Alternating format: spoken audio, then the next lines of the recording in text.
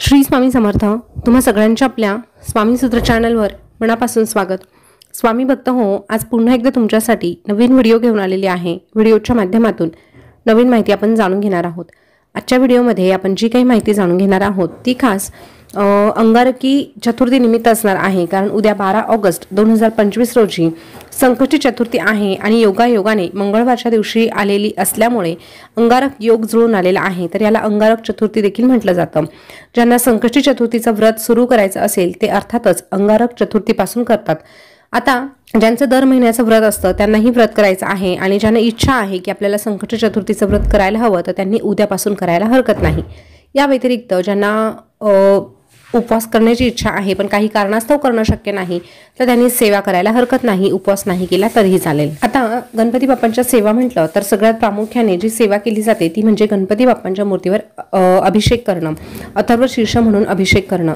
जेव्हा आपण गणपती बाप्पांच्या मूर्तीवर 21 वेळेस, 11 वेळेस किंवा 5 वेळेस अथर्व शीर्ष म्हणून अभिषेक करतो तेव्हा ते तीर्थ प्यायल्याने आपल्या घरातील ज्या काही वाईट बाधा आहेत त्या निघून जाण्यासाठी तर मदत मिळते, पण मुलांमध्ये प्रगती होण्यासाठी देखील मदत मिळते. मुलांचं जे काही भविष्य आहे ते उज्ज्वल होण्यासाठी मदत मिळते. त्यांची बौद्धिक क्षमता जी आहे ती देखील चांगली वाढीस लागते. त्यासोबतच व्यवसाय, नोकरी जे काही असेल त्या ठिकाणी जर आपण हे तीर्थ थोडंसं शिंपडलं तर त्याने देखील तिथे प्रगती होण्यासाठी मदत मिळते. त्यामुळे उद्या गणपती बाप्पांच्या मूर्तीवर अभिषेक आपल्याला करायचाच आहे. या व्यतिरिक्त गणपती बाप्पांना प्रिय असणाऱ्या गोष्टी जसं की दुर्वा आहे, मोदक आहे, लाल रंगाचा फुलं आहे, हे जे काही आहे ते आपण गणपती बाप्पांना नक्कीच अर्पण करू शकतो. या व्यतिरिक्त आपली खास इच्छा एखादी अपूर्ण आहे जी पूर्ण करण्यासाठी आपण अतोनात प्रयत्न करत आहोत, मेहनत घेत आहोत, पण तरीही आपल्याला त्या इच्छापूर्तीसाठी अडथळे निर्माण होत आहे, असं जर तुमचं एखादं काम असेल तर तुम्ही उद्याच्या दिवशी एक छोटासा उपाय करू शकतात. त्या उपायासाठी तुम्हाला फक्त आणि फक्त एक सुपारी लागणार आहे.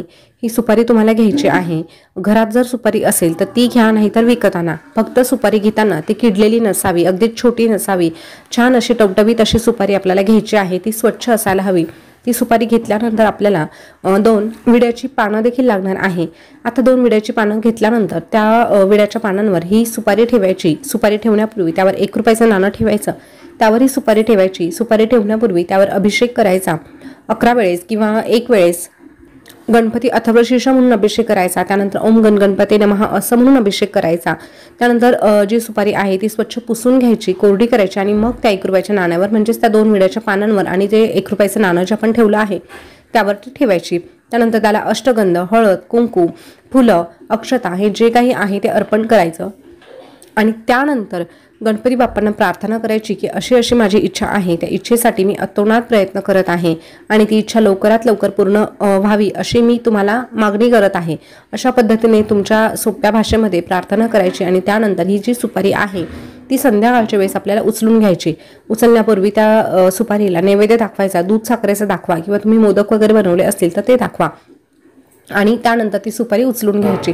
उचलून घेण्यापूर्वी गणपती बाप्पांना सांगायचं की ही जी सुपारी आहे तिची मी पूजा केलेली आहे, ती माझ्या वाटेतील अडथळे दूर करण्यासाठी, माझ्या वाटेतील विघ्न दूर करण्यासाठी मी माझ्याजवळ बाळगत आहे. तर माझ्या प्रत्येक कामामध्ये यश मिळू द्या अशी गणपती बाप्पांना प्रार्थना करायची. आणि जेव्हा जेव्हा तुमचं महत्त्वाचं काम असणार आहे, मग एखादी बोलणी असू द्या, मग ती लग्नाच्या संदर्भात असू द्या, घर घेण्याच्या संदर्भात असू द्या किंवा कुठल्याही मोठ्या व्यवहाराच्या संबंधात असू द्या, त्यावेळेस तुम्हाला ती सुपारी सोबत घेऊन जायची आहे आणि ती जवळच बाळगायची आहे. आता हे तुम्ही कुठल्याही कामासाठी करू शकता. जे कुठलं तुमचं महत्त्वाचं काम आहे त्या कामासाठी तुम्ही ही सुपारी जवळ बाळगू शकतात. फक्त नेण्यापूर्वी ती सुपारी पुन्हा एकदा अशाच पद्धतीने ठेवायची. त्यानंतर ओम गण गणपती नमः असं 11 वेळेस म्हणायचं, गणपती बाप्पांना प्रार्थना करायची आणि ती सुपारी खिशामध्ये घेऊन आपल्यासोबत ठेवायची. बघा, हा छोटासा उपाय आहे पण अतिशय प्रभावी असा उपाय आहे. उद्या मंगळी चतुर्थी असल्यामुळे तुम्ही नक्कीच हा उपाय करून पाहू शकतात. आता ही सुपारी किती दिवस जवळ बाळगायची तर बघा, एखाद्या विशिष्ट कामासाठी जर तुम्ही ते जवळ बाळगली असेल तर ते तुमचं काम पूर्ण झाल्यानंतर, उदाहरणार्थ घर घेण्याची इच्छा आहे, तुमचं घर वगैरे घेतल्यानंतर, पूजा वगैरे झाल्यानंतर ती पाण्यामध्ये तुम्ही विसर्जित करू शकतात. या व्यतिरिक्त तुम्हाला जर प्रत्येक कामासाठी ही सुपारी वापरायची असेल तर तुम्ही तसंही करू शकतात. पण मग कालांतराने 6-1 महिने झाले किंवा जेव्हा कधी पुढची मंगळी चतुर्थी येणार आहे तेव्हा ती पहिली जी सुपारी आहे ती पाण्यामध्ये विसर्जित करायची आणि पुन्हा नव्याने एक सुपारी आणून अशाच पद्धतीने पूजा करायची आणि ती जवळ बाळगायची. किंवा तुमचा व्यवसाय असेल, ऑफिस असेल तर त्या ठिकाणी देखील तुम्ही अशा पद्धतीने सुपारीची पूजा करून तुम्ही त्या ठिकाणी ते ठेवू शकता। तर स्वामी भक्त हो, सुपारीचा हा छोटासा उपाय तुम्ही नक्कीच उद्याच्या दिवशी करून बघा। त्यानंतर आपल्याला उद्या एक छोटासा उपाय करायचा आहे आपल्या आयुष्यातील विघ्न दूर करण्यासाठी। तो करणं देखील अतिशय सोपा आहे, प्रत्येकाला करणं सहज शक्य होईल असाच आहे। त्यासाठी तुम्हाला फक्त 2 ते 3 कापराच्या वड्या लागणार आहे। भीमसेनी कापूर असेल तर तो घ्या, नाहीतर साधा कापूर असेल तर तो घ्या। त्यासोबतच एक छोटीशी खोबऱ्याची वाटी घ्यायची आहे, जी आपण सत्यनारायण वगैरे पूजा करतो त्या ठिकाणी छोट्या छोट्या वाट्या ठेवलेल्या असतात बघा। ती छोटी वाटी तुम्हाला पूजा साहित्य जिथे मिळतं त्या ठिकाणी तुम्हाला आवर्जून मिळेल, नाही मिळाली तर घरातील एखादी वाटी घ्या। त्या खोबऱ्याच्या वाटीमध्ये तुम्हाला हे जे कापूर आहे ते टाकायचे आहे आणि ते प्रज्वलित करायचं आहे बघा। 3 पेक्षाही अधिक तुम्ही कापराच्या वड्या घेतल्या तरीही चालणार आहे, पण कमीत कमी 3 ते 4 कापराच्या वड्या असायलाच हव्या।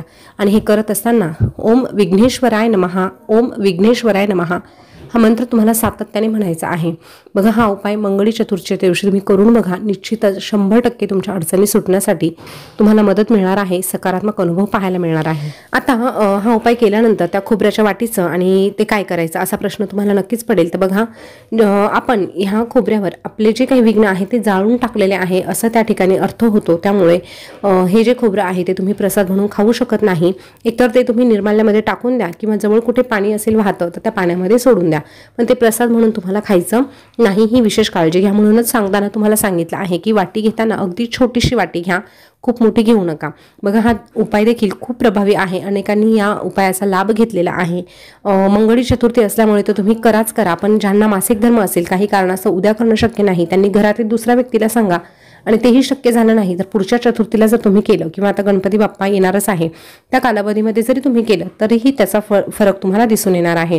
त्यासोबतच तुम्हाला कुंडली मार्गदर्शन हवं असेल तर फक्त आणि फक्त 121 रुपयामध्ये तुम्हाला संपूर्ण कुंडली काढून दिली जाते। त्यासोबतच त्यावर जे काही दोष आहे ते सांगितले जातात आणि उपाय आणि सेवा देखील सांगितलं जातं।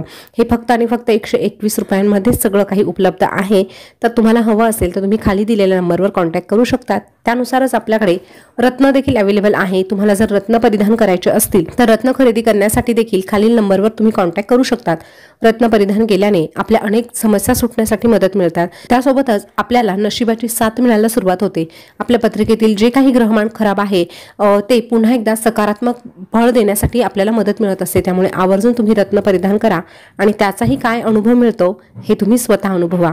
कॉन्टॅक्ट करा आणि तुमचं आयुष्य अधिक सोपं करून घ्या। पुन्हा भेटूया नवीन व्हिडिओ सोबत नवीन माहिती घेऊन। तोपर्यंत बोलत रहा श्री स्वामी समर्थ, जय जय स्वामी समर्थ। धन्यवाद।